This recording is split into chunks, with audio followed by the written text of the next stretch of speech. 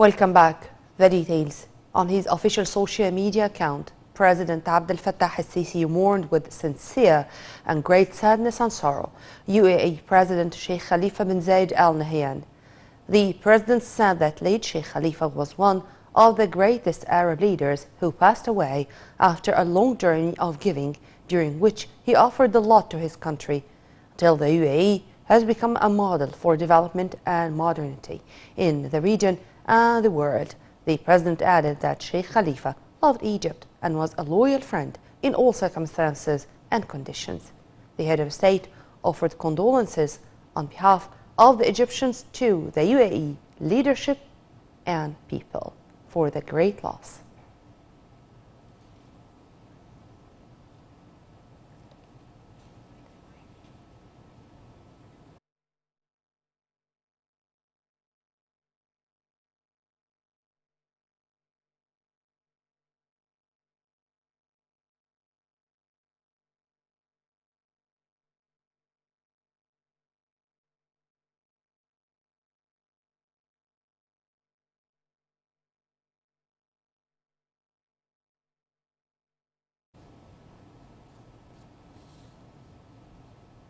And returning back to our panorama and to our news, the presidency expressed its deepest condolences for the death of the UAE President Sheikh Khalifa bin Zayed Al Nahyan.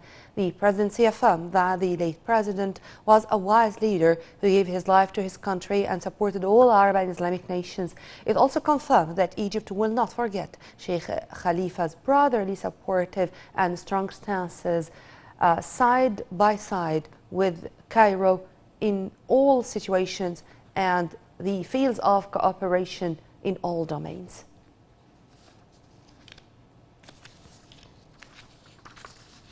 The Emirati Ministry of Presidential Affairs said on Friday that United Arab Emirates President Sheikh Khalifa bin Zayed Al Nahyan died.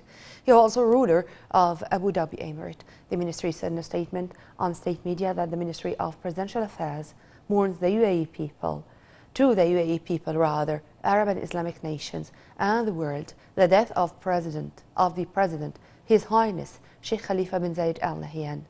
Under the Constitution, Vice President and Premier Sheikh Mohammed bin Rashid Al Maktoum, ruler of Dubai, would act as President until the Federal Council, which groups the rulers of the 7 Emirates, meets within 30 days to elect a new President. The ministry said that the UAE would observe a 40-day mourning period with flags flown at half-mast as of Friday and suspend work at all public and private sector entities for 3 days.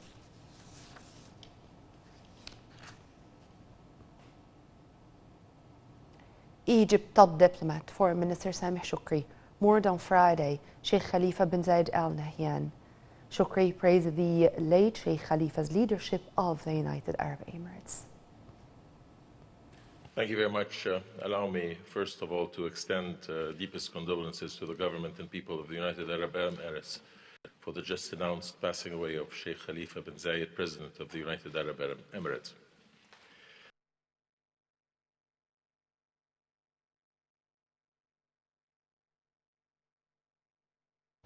Egypt enjoys deeply rooted ties with the United Arab Emirates for decades in all domains, as the two countries were keen to boost mutual coordination and cooperation regarding files of mutual interest. Cairo and Abu Dhabi shared common visions in times of regional crises and worked together for the best interest of the Arab and Islamic nations. Let's have a closer look. Historical relations between Cairo and Abu Dhabi are based on awareness and a common understanding of the nature of regional and international that consolidate Arab and regional security. Political relations between Egypt and the UAE witnessed a strong boost after the June 30th revolution, when the Gulf country affirmed its full and continuous support for the Egyptian people in implementing the roadmap which was announced by the armed forces. The Egyptian-UAE relations were based on the foundations of the strategic partnership between them to achieve the interests of the two peoples and face the challenges in the region. The political leadership of the two countries and their officials met at all levels to coordinate on these challenges. The number of exchanged visits between the leaders of the two countries has reached about 22 since 2014. Sheikh Mohammed bin Zayed Al Nahyan, Crown Prince of Abu Dhabi and Deputy Supreme Commander of the UAE Armed Forces, visited the Egyptian capital about 13 times.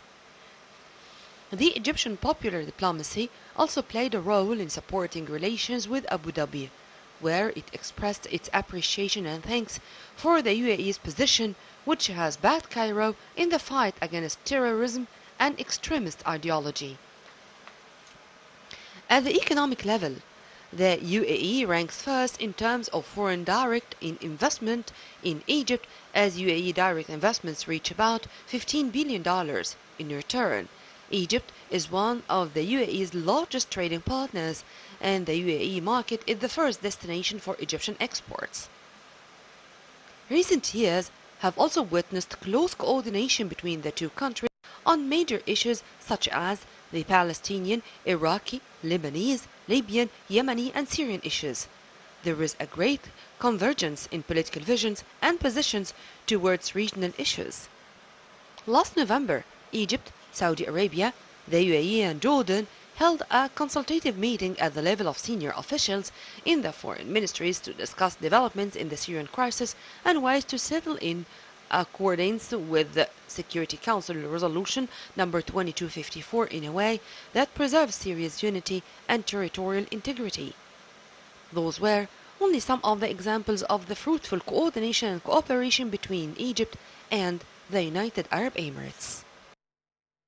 To our news, or to continue with our political news, condolences started pouring in from Arab leaders. Jordan's King Abdullah II said in a message posted on Twitter that the Arab nation has lost a dear brother and an outstanding leader who inherited wisdom from his late great father, Sheikh Zayed, and dedicated his life to serving his country and the Arab and Islamic nations. GCC Secretary General Naif Al-Hajraf said to Emirate leaders and people that Sheikh Khalifa passed after a life full of giving in the service of his people, his homeland and Arab and Islamic nation. Bahrain announced 3 days of mourning for Sheikh Khalifa in a statement released by the royal court. Oman also sent its condolences on Sheikh Khalifa's death. Iraq's President Barham Saleh, Prime Minister Mustafa al-Kadhimi also extended their condolences.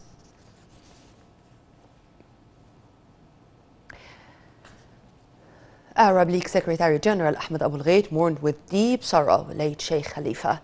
The Arab League chief extended his condolences to the leadership, government and people of the United Arab Emirates, reiterating that the late UAE president during his life had enriched the adorned Arab work. Abul Ghait added that the Arab League will always remember the values and morals of Sheikh Khalifa. He said that the Arab League's flag will be flown at half-mast for 3 days.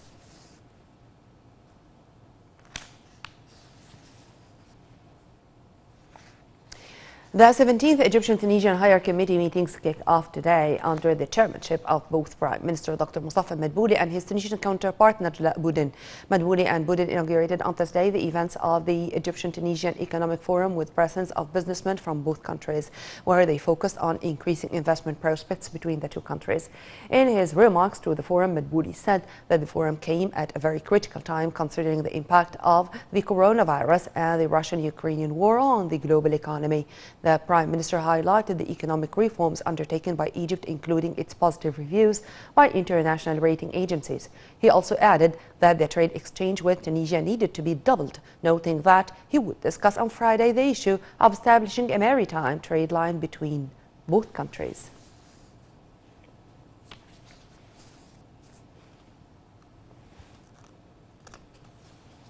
Foreign Minister Sameh Shoukry, the president-designate of the COP27 summit, participated in a ministerial meeting on the implementation of climate pledges, which take place in Copenhagen on Thursday and Friday.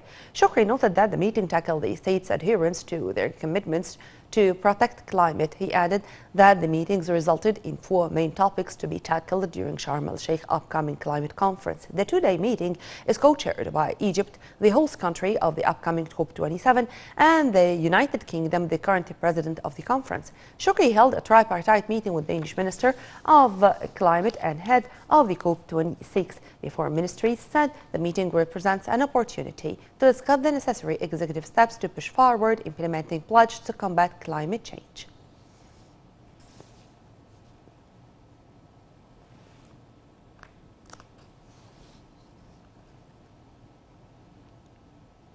On the sidelines of the 3rd session of the ministerial meeting on the implementation of climate pledges, Foreign Minister Shukri, the president-designate of the COP27, held a separate meetings with the Rwanda Minister of Environment, the Bolivian Minister of Environment and Water, where they discussed mutual issues about climate change.